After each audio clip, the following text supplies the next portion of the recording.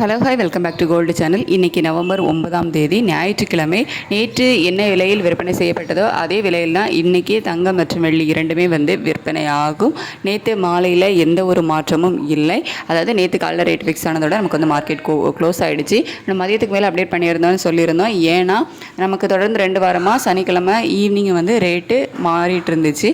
So அதனால தான். ஆனால் நேற்றுக்கு அந்த மாதிரி எந்த ஒரு இதுவும் இல்லாமல் நேற்று காலையில் ஃபிக்ஸ் பண்ண ரேட்டோடையே நமக்கு மார்க்கெட் முடிஞ்சிருச்சு.